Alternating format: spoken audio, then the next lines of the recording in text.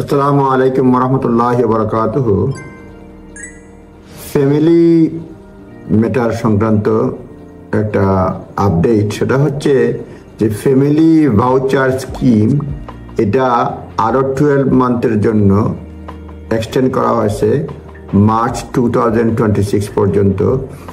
Family voucher scheme, এই voucher scheme যেটা ফ্যামিলির ডিসপিউট, যারা হাজব্যান্ড ওয়াইফ ঝগড়াঝাটি করতেছে, ডিভোর্স এই ধরনের চিন্তা ভাবনা করতেছে, তাদের যে ডিসপিউট সেটা মিটমাট করার জন্য এই ভাউচারটা দেওয়া হয়। ভাউচারটার মূল্য হচ্ছে 500 পাউন্ড পার কাপল এবং এটা ব্যবহার করা হয় যে মেডিয়েশনের কস্ট বাবদ।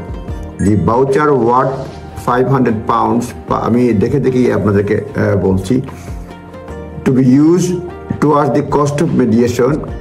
This in the scheme administered by Family Mediation Council এবং funded by Ministry of Justice.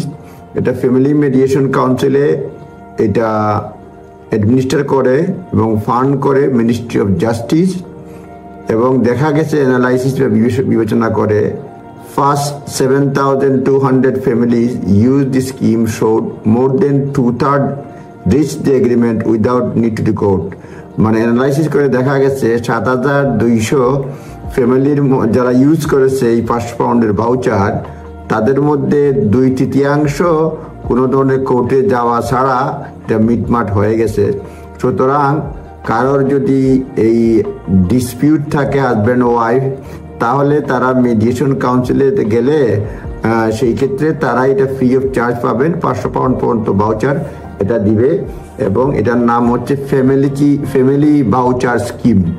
A voucher scheme encourages splitting couples to mediate their dispute without going to court, has been extended by 12 months to March 2026 এবং এটার মূল্য হচ্ছে 500 pound. এটা যদি হয়, এটা মূলত মেনটেন করে অ্যাডমিনিস্টার করে ফ্যামিলি মিডিয়েশন কাউন্সিল, আর টাকা দেয় হলে গিয়ে মিনিস্ট্রি অফ জাস্টিস। তবে আপনার হাতে টাকা দিবে না, মিডিয়েশনে গেলে তারা টাকা নিয়ে নেবে। আপনি মিডিয়েশন কাউন্সিলের অধীনে যাবেন এবং এটা আপনার হাতে টাকা দেওয়া হবে না।